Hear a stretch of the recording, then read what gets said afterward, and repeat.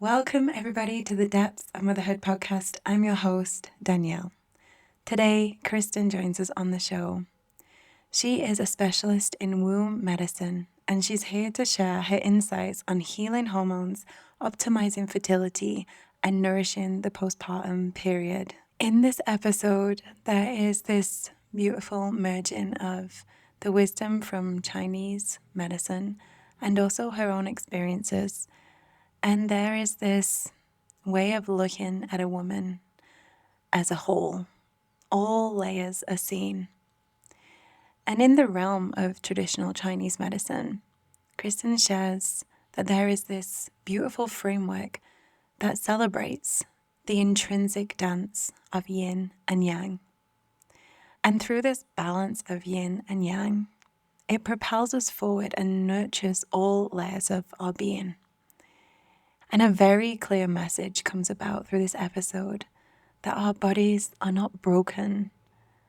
And when we come to understand more about yin and yang, we can understand more about how our bodies are at peace when there is a balance within these energies. She shares about how her own experience of a painful menstrual cycle led her to this initiation, to understanding her own body more deeply. From that, she has been receiving these insights, these wisdom to help other women. I really hope that you enjoy this episode with us today.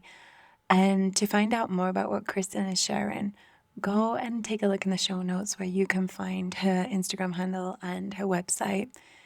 Through her Instagram, she's sharing daily bites of wisdom, which I absolutely love. And these are threads that you can follow to gain more information. And we will be starting the live gatherings again. This begins on the 26th of November, and we'll have one every single month. So if you're not part of the membership yet, you can find the link in the show notes. Once you're a member, you'll get access to all the past recordings, which have workshops on body literacy, somatic movement, and rituals for bringing you back to your body and connecting to nature more deeply. Every month, I'll be sending out a womb heart forecast, and this is to inspire you to create your own rituals and ceremonies dedicated to what will be coming in the month ahead. So we'll be looking at morning and nighttime rituals, rituals to connect you to the different phases of the moon. And there's so much more in there. So I hope you get some time to go and check it out. So in our personal update, we are preparing to move. We're heading back into UK territory to be closer to my family. So we're packing up, saying our goodbyes, and I've just had a beautiful Tasca. I don't know if I'm saying that right. It's an Andean practice for postpartum women. And I hope that I will get this episode out to you where my beautiful sisters will be sharing exactly what happened in the ceremony, how they held that space, and what these rituals mean involved in the ceremony. And I'll be sharing my own experience of it because it was so beautiful, so tender, but also took me to some limits in many ways. But my sisters were there by my side, lying next to me as I crossed over this bridge. And yeah, it's nearly been 3 years since I gave birth to Araya, but my body still held the memories of what happened. And the next day when I woke up, I felt so light and playful, and I noticed differences in Araya as well. So it's magical and much needed, much needed for my body. More about that later on. But for now, I just want to send you so much love, and I hope that you enjoy this episode. Let's just take a moment to take a few deep breaths and see where we're at today. Thank you for listening. Welcome, everybody, to the Depths of Motherhood podcast. I'm your host, Danielle. This week, Kristin joins us on the show. Welcome. Thank you for being here. Thank you for having me. I'm excited to be here with you. Me too. I'd love to start off with you sharing a little bit about what you do and where did this drive and passion come from for sharing all the work that you do in the world? Mm-hmm. Yeah, such an interesting question and something that's like I'm always noticing how it shifts over time and um how what I share about myself even changes. Yeah, so currently I'm a mother of 3 and I'm sort of going through a big transition as I just gave birth almost 6 months ago.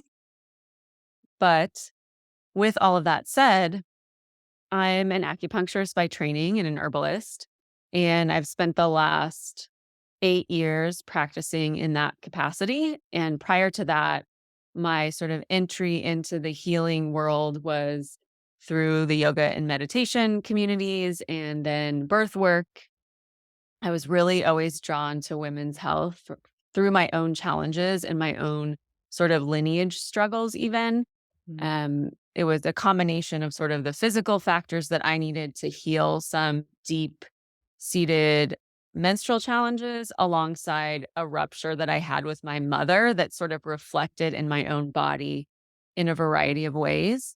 So it's sort of through this alchemy process of healing my relationship with the inner feminine and like inner mothering, as well as addressing like all these physical layers that we sort of navigate in the modern world that I came to offer and really commit myself to bringing what I call womb medicine forward or like really resourcing women fertility through postpartum for hormonal Mm. resilience. Wow. Yeah. Thank you for sharing that. I'm Mm. curious to how your journey looked in a nutshell. What was it that actually, Mm. what was the thing that started opening you up? And how did you even realize that there was something happening? I mean, I think the entry point was just pain, like Mm. physical pain, emotional pain. And I think that is often the entry point for a lot of women is sort of this realization that some challenge that they're having, it's not really being met in the modern medical paradigm in the way that Mhm. even makes sense to the body, that makes sense like to the psyche. And I think that was sort of um, what woke up that sort of that passion and drive within myself and just that desire, like that sort of desire to change and to feel better in my body. And then finding out like what is actually gonna like help the situation that I was in and what's actually gonna lead to some level of transformation. So I also have the benefit that I come from a family, like my family of origin was already more into alternative healing methods. My dad's a chiropractor. So I was sort of exposed to a lot of these kinds of things from a younger age. Um, so when I even considered studying medicine, like traditional Western medicine, I realized that my entire framework for how to view the body and how to interact with the body was not that framework. Was like Mm. that was not the framework from which I understood the world. So I think because I had that background, it was easier for me to go forward and be like, "Oh, of course, Chinese medicine, it makes sense to me, like it's based in the natural world. It can help me orient to my body in a different way that's sort of outside the lens of more mechanistic or pathological viewpoints." So that really was a also like just a gift that I had as far as um maybe not needing to go as far into the medical model as some other women that I Mm. see before I knew, okay, this is actually not going to work the way I anticipated or would actually want to integrate into my life. Oh, wow. And that is why I love coming to your page because you share it in such a way that's like tangible, like it makes sense, even though you're working with this ancient practice. But it's so familiar the way that you word it. You're really able to put them words to it to make me feel like, wow, I haven't thought about it from that point of view, or thank you for reminding me because there's so much Mm, ingrained that that I'm feeling all the time. Like I'm constantly trying to peel back layers, mhm, but they're like conditioned beliefs run so deep and they surprise me all the time. And I'm like, what is this? Where did this come from? Like, oh my gosh. Um, Yeah. so you were saying like about your menstruation and how that was that the thing that was bringing you pain originally? Yeah, so I had a pretty normal menarche, like, the first flow that I had was pretty normal. It was pretty normal for, like, a few years after that, which includes some irregularity for most young girls as their brain and ovaries start that communication process, and that can take some time to regulate. And, I thought, "Okay, yeah," like, my period seemed fine. I kind of viewed it, differently, totally differently than I do now. I had the sense that it was, like, this very powerful thing. At the same time, it was like, "How can I minimize it?" Like, I'm gonna keep going with my regular day-to-day life, like, even though I'm bleeding, because I just didn't have the education, uh, Mhm. to to show me another way. With that said, there was a lot of things happened in my personal life then, like, my parents got divorced. I, moved locations, like, it was just a lotta or moved houses at least, not locations necessarily, but there was a lot that happened during that time, and that was when I had a big rupture with my mom, and it was around that time, like, retrospectively, that's probably when I started having the pain, and, like, Mhm. I was going through a lot of psycho-emotional stress. I started, sort of drinking alcohol to, like, numb that emotional pain, and yeah, that's when I, like, started developing physical symptoms too. That was a reflection of what was going on inside, as well as the psycho-emotional regulation piece. Um, so Yeah, yeah, so by that the time she was comes into the room, usually 10 yeah. minutes in, she, like, pops herself in here, so Okay, great. thank Um, you. yeah, so it was really the pain of that I felt in my womb space with menstruation that initiated all of this for me. I think it's amazing how you're talking about the layers of this because it's so easy to get stuck on one, either the mind or the body. And Mhm. as you're saying, there's so many different things that were happening in your life to take into account. And I'm curious to how like Chinese medicine has helped you to incorporate everything. How does it work on the body? How does it act on all levels, especially like Yeah. focusing on menstruation as well? I mean, I'm sure it just flowed through to everything, but yeah, how does that Yeah. work? Well, I didn't get into Chinese medicine initially, so I started having period problems when I was at, like, 16 or so, and I didn't find Chinese medicine for several years later. However, as I started to understand Chinese medicine and I was kind of just naturally drawn to it, the way the reason why I love it so much is that it starts to change the way you orient to the body. So, instead of you viewing the body as these different systems that, are for different things and sort of, breaking things down so much, it weaves different layers and it weaves how different systems work together. And it also requires that you sort of learn a new language or a new framework for relating to the body. So I really loved that, and it really helped me to start to simplify things in a way, right? It's like, okay, you start with these very simple principles of yin and yang. How are yin and yang interacting in our natural world? You can sort of learn about yin and yang just by observing nature. So I loved that. It was like really easy for me to start to integrate that.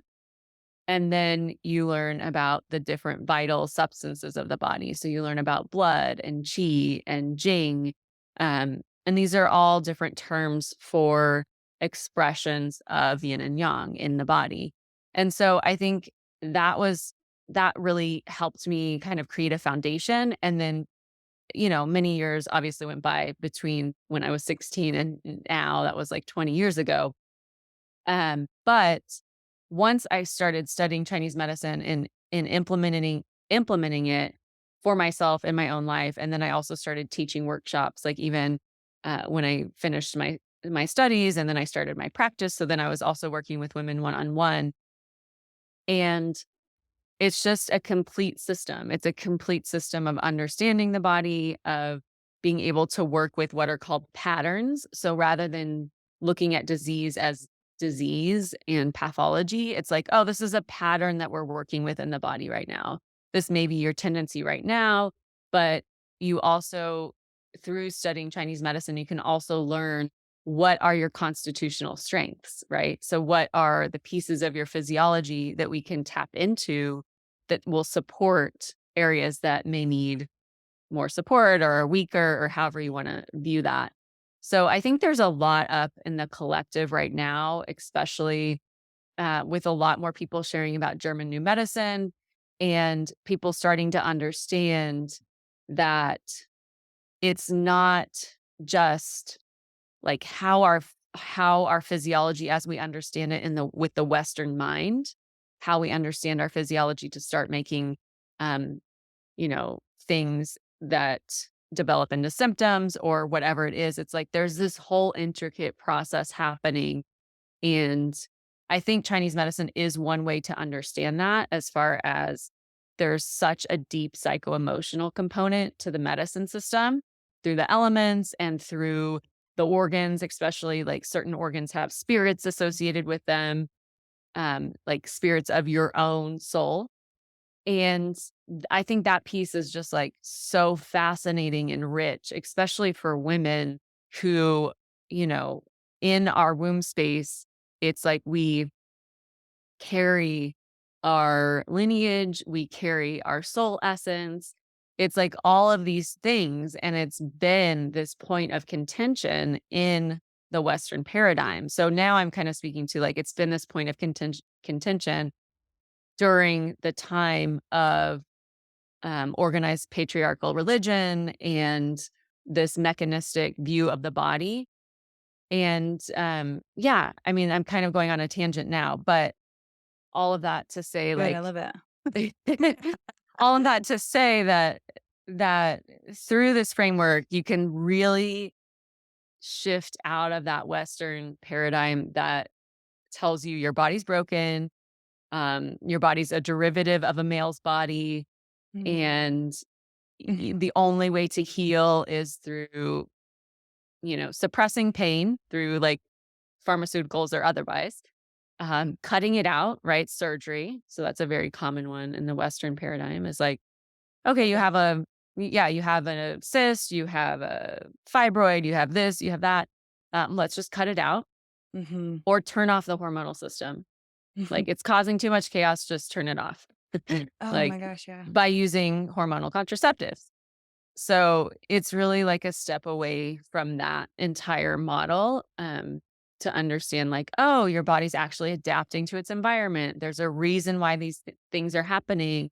There's a general pattern that makes sense as to why you're experiencing whatever the thing Mm. is for you. So maybe it is pain, maybe it's heavy bleeding, maybe you're struggling with fertility. Whatever the thing is, there's usually a Mhm. reason once we start to try to understand, like, why that's happening. Oh, yeah. It reminds me of something that I listened to recently with Ram Dass, and he was like, when you walk into a room, you like, there's a reason you're there. There's all these layers, there's all these happenings, like illness, whatever it is, the symptoms. But underneath, there's someone there within that body, like looking out at you. And to see Mm, that, and it reminds me of what you're talking about. It's like seeing the full picture and not just having this, what's on the table right now. And in the women's circles that I hold online, there's been something that's come up over and over again of women cringing when it comes to the word womb or even doing any mm, womb practices at all. Like literally, they're saying their body inside cringes when I use the word womb or if that practice that day is going to be dropping into that space. And it's really also interesting to see how uh, logically from themselves, there wasn't a link made to their um, the way that they were experiencing, perceiving life, experiencing themselves, their mental health, how they didn't see that link to that resistance of being in the womb space. And the things mhm, that you're saying is like how everything is held, how there's so much held there. There's so much held within our body in general, but within our womb space and bringing in what it means to be a woman. And mhm, that needs to be looked at as a whole. And if I could just go back a moment to when you said yin and yang, because this is kind mhm, of like It's something that's all over social media right now. It's like that term yin and yang and fem feminine and masculine. They're the words I'm trying to say. Mhm. Feminine, masculine, like linked together and kind of blurred as well. Could you give a simple way of explaining what they mean and how we can maybe Mhm. tune into them today? Yeah. So I like to really say upfront, like, it's best if you're first starting to learn about yin and yang to not think as much about these concepts of feminine and masculine, because then we bring in so much cultural narrative with us that it's hard for us to really feel what's happening, right? To really observe and feel in a deeper way. Because if you just if you wrote the word feminine on a piece of paper and then just like free associate with that word, you would probably be surprised at some of the things that come up. So putting those kind of terms to the side, like the yin is more feminine. Yes, we could say that, but let's just like back up one layer and think of like the of yin and yang as these two forces of nature that they must coexist. So without one, you don't have the other. They're what's called mutually dependent in that way. They also embody this capacity of inner transformation, meaning like one holds the seed of the other. So if you think of the yin yang symbol, right, you have the dark half of the circle and it has a seed of the white or the light part of the circle. So within yang is the seed of yin, within yin is the seed of yang. So yin is more our substance, like the substance of the body. Yin is like the earth, it's like soil, it is nighttime, it's the moon, um, in comparison to yang, which is like movement, activity, um, daylight hours. It's the processes of the body and how we create energy, how we move through the world is more yang. So we each contain both and need both, as I've kind of alluded to.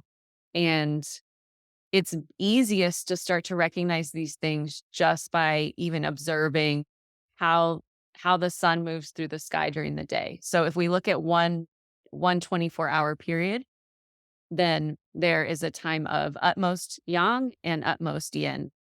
So utmost yang is midday, right? That's when the sun is at the highest. That's when the sun would be the brightest.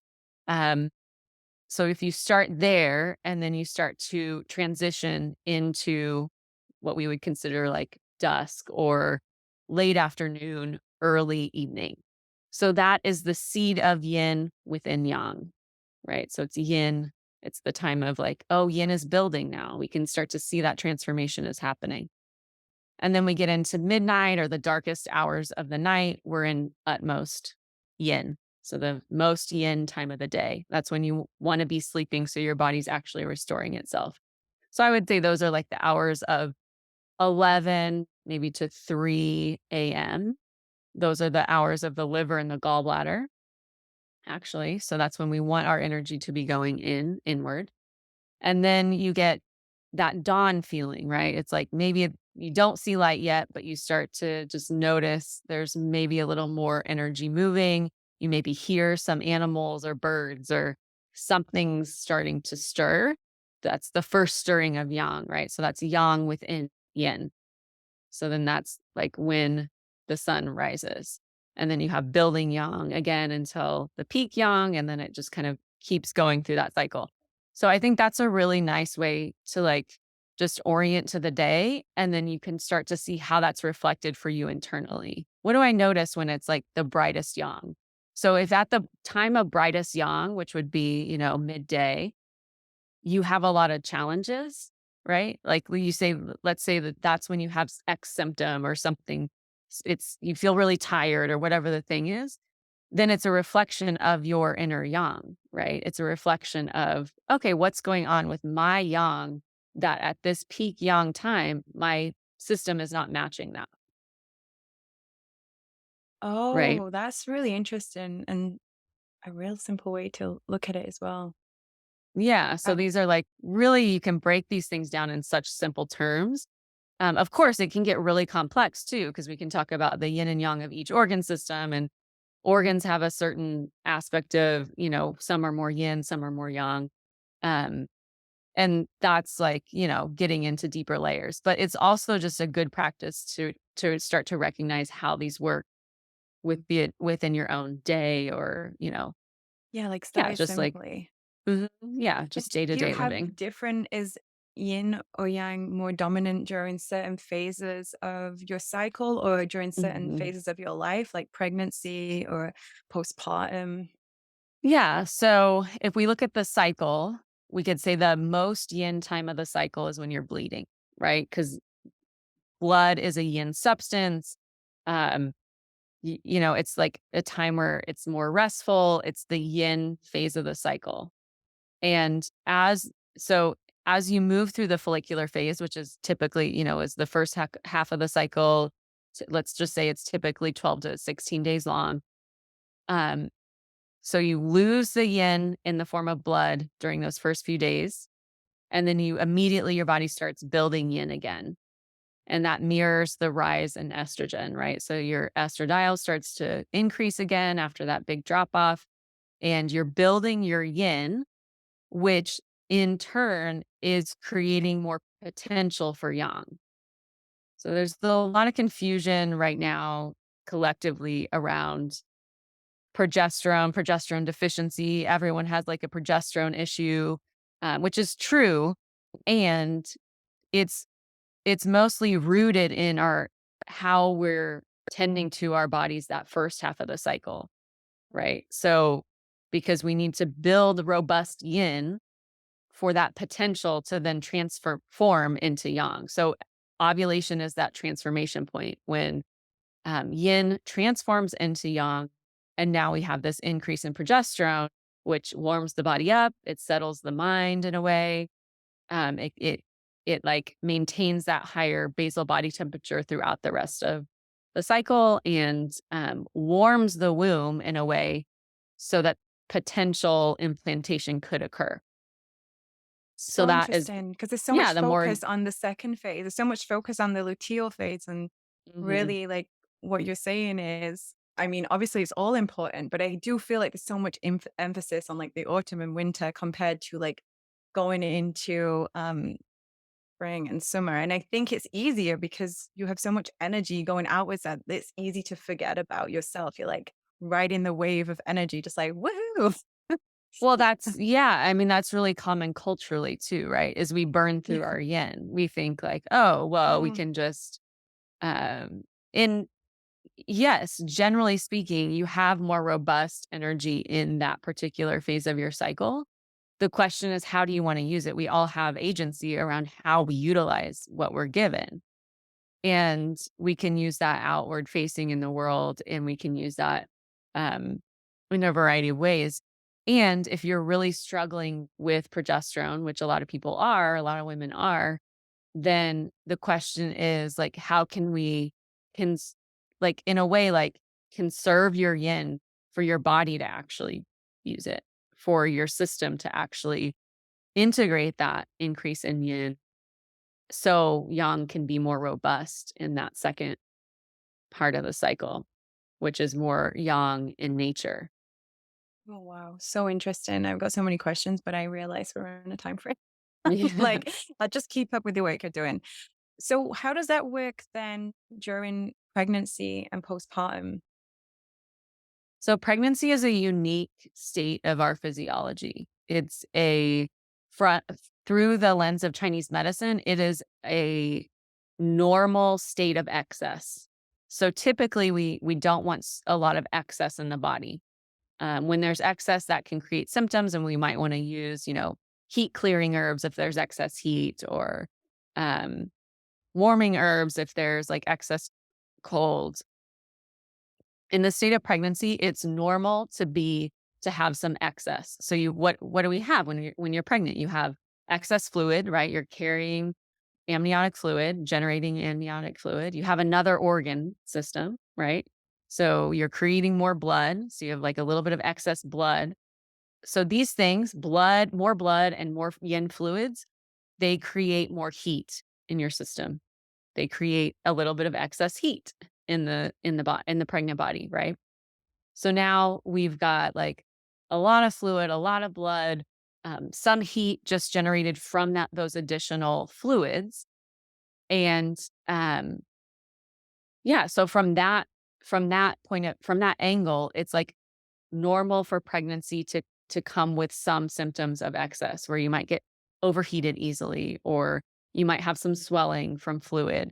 I'm not saying those should be bothersome or excessive. There's ways to work with those too, but just generally a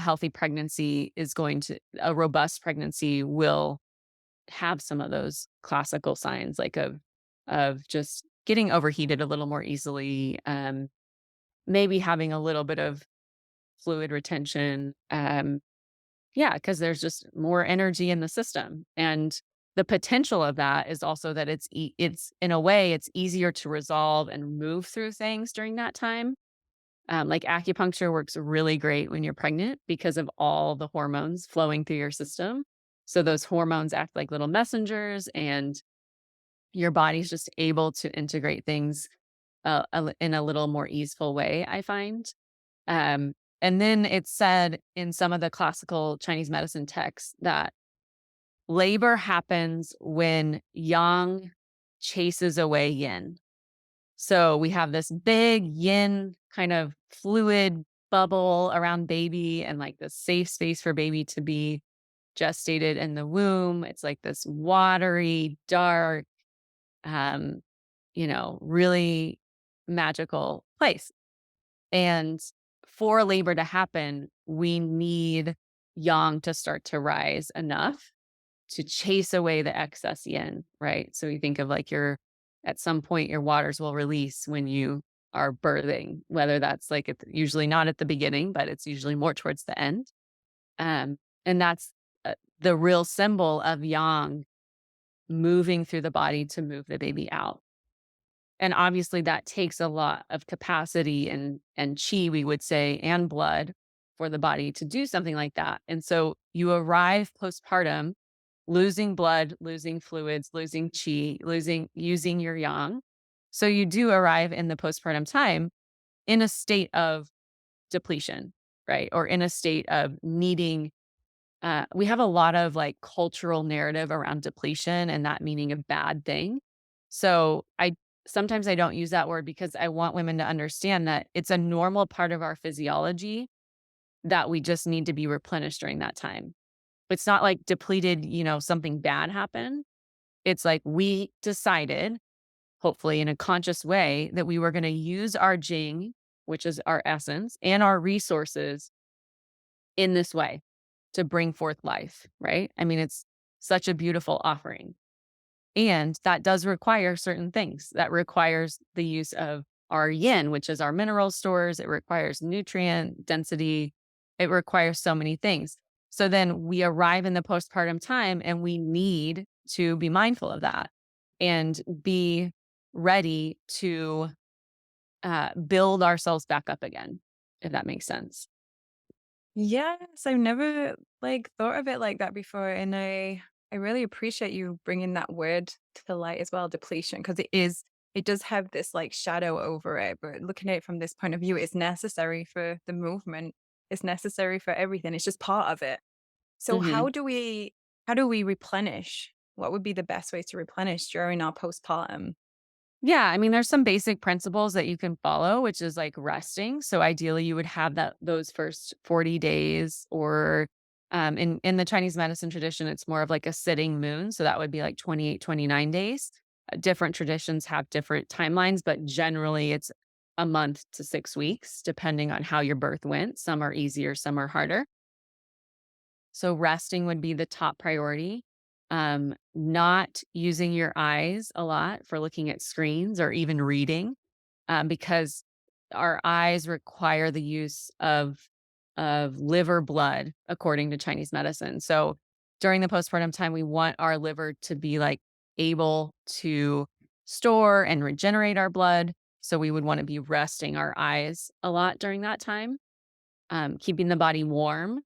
So as the womb is emptied, and you have that postpartum bleeding time, and it sort of creates this space where cold could invade. So um, that's just the terminology that we would use in Chinese medicine is like the invasion of cold. So you'd want to, be mindful of drafts, or if you live in a cold climate, a northern climate, then you would want to be covered. So you'd definitely want your low back and your low belly and your feet to be warm, like consistently. So those are some really basic principles. And then the other one I would probably add is like really warm, nourishing, simple to digest, easy to digest foods. So soups, stews, broths, not like cold salads and smoothies, more like slow, long cooked meats, um, broths that have simmered all day. Organ meats are great. Eggs are great. So lots of possibilities there, but almost always would need to include some type of animal fat and protein. That's fascinating about the thinking about the eyes. I actually did a yin practice this week with this circle, and I was following the meridian line and seeing where it ended. So it's really cool to see that, and also how it's probably one of the things that is missed a lot because of our addictions, Mhm. because of our phones, and Yeah. because of how many mothers sadly are in kind of an isolated state right now. Like, I really hope anyone listening that is not you and you have your tribe, but it can be that the phone is the thing to connect to the outside world to feel less Mhm. lonely. And it's really cool to like listen to what you're saying and seeing the pathway of it to like get it into our intellectual mind of why it's so important to have downtime and the eyes closed as well. And I'm just wondering if this is like the same thing if we're going through big emotions, say grief or loss or something, a big emotion, would that be the same thing with the eyes? And would it be kind of like treated as a postpartum, like how you keep warm and how you Mhm. yeah. So it depends because each organ system has a different emotion that will be associated with it. So if Mm, it's grief and loss, it's going to impact the lungs more than other mm, parts of the body. So yeah, of course, there are some general guidelines that may feel resonant and that you could follow, but I think it depends on what you're experiencing specifically. So if grief and loss is the example, then I would say like, okay, then we really need to be mindful of yes, staying warm in general because you're anytime you're going through a grieving process or a loss, you're decreasing what's known as your wei qi. Your wei qi is like another way to say your immune system because that's what the lungs help support. So you'd want to cover your neck if you go outside. If it's windy or cold, you want to like be sure your throat and neck are covered. Um, you may want to drink more warming drink or fluids or soups. So yeah, I would say it depends. It really depends on like what that emotional process looks like. it's fascinating, isn't it? Like me and my partner, we do a lot of energy work, and sometimes we try to track if we like lay back and we feel our body and see if we can feel where the energy channels running without Hmm. knowing it. We don't look at the map. And it's really interesting to me where you can feel the movement of energy going and then seeing it on an image. And Hmm. it makes perfect sense to be like, where, for example, if I'm having a big emotion right now and maybe my stomach's twisting, like how can you support that, like keep it warm, like be with it in some way? And I suppose, would it be different with each experience that everyone's having? Would it be that sometimes maybe it would need more space and maybe more coolness, and sometimes it would Hmm. need more warmth? Is that how it works? We each have such unique systems and unique orientations. So we can take the framework and then say like, okay, how does this actually work in my system? So you're talking about is kind of like tracking your internal process, your internal sensations, and how does that reflect the state of your body, your overall body. Um, but when you start talking about tracking sensation and sort of that can be related, obviously, to the whole meridian system, which is what I would call like a neurovascular system. So even though, people say like, oh, well, you can't see the meridians in the body. Well, yes and no, because if you're doing like, you know, real, really integrated, um, like a really integrated look into human physiology, then we could say like, well, meridians are usually close to neurovascular junctions or neurovascular structures. And what's next to those? Connective tissue, right?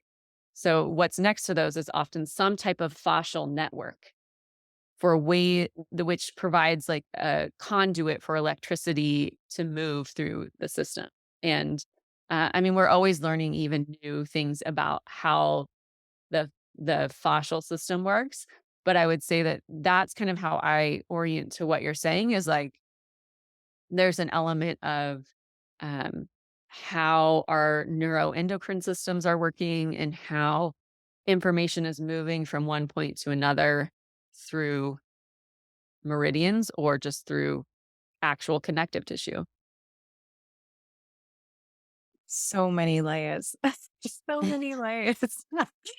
I would love, I know we've been on here for a while already. It's just flying by. I have one question, Yeah. finally for you. I'm wondering what's alive in you right now, because I know that you are constantly putting out um, information, sharing all this wisdom. Is there anything that is, especially from you just giving birth 6 months Mhm. ago, is there anything that's alive in you that you would like to share? Mhm. Anything that you're learning about, or it's just like, wow, this is coming through. Yeah, I'm always learning. I love to learn. And I think that's like part of the reason why I'm able to share so much is just like learning is just very much a part of my life. And I think what I'm interested in right now, I mean, so many things, but what comes to mind is I'm learning a lot about how our bodies interface with light. And part of that is because I moved from a very sunny place to a place that's sunny, but not as sunny. So that kind of initiated this whole understanding of how our mitochondria, which is like like the part of the cell that generates energy for us, what does that mean? And how does that relate to qi from the understanding of Chinese medicine? And how does that relate to yang as we understand it through light, specifically sunlight, right? So I'm learning a lot about that, just like how our understanding of how the cell even functions is changing and how I can make sense of that through the lens of Chinese medicine. So that's one thing that's going on. And then another thing I would say that I'm really um, just moving through right now and like is really alive for me is just the trajectory of motherhood and how how things shift and change over time and like how I'm arriving into motherhood in a very deeper way right now as a mother of three and how much grace I have for everything I've sort of passed through on that journey. And just, yeah, how I think there's so much emphasis right now on like the initiation of birth into motherhood, right? And that is true. There is a lot of truth in that. And for me, there has been nothing like the lived experience of moving through motherhood and arriving at a place in motherhood where you feel a lot more settled, if that makes sense. I didn't know that I was unsettled in I didn't feel super dysregulated or um I felt like a mother. I acted in my day-to-day life as a mother.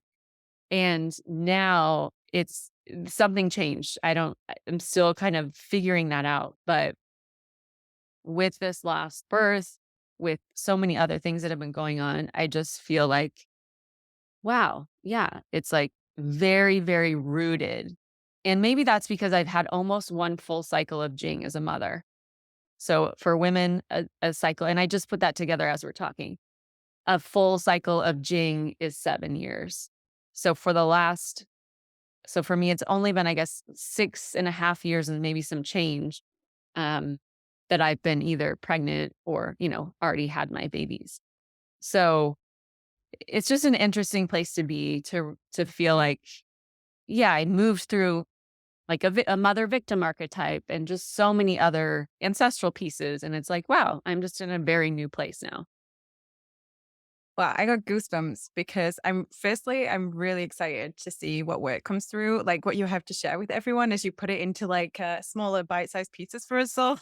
Thank you for doing the Yeah. work.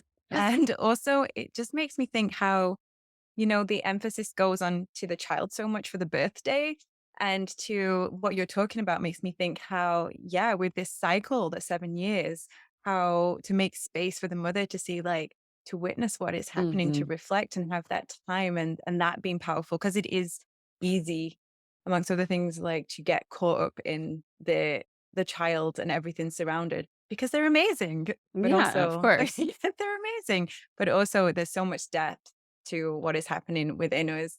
And yeah, I can really feel that in myself. I've only been a mother for 2 years, but it's Mm.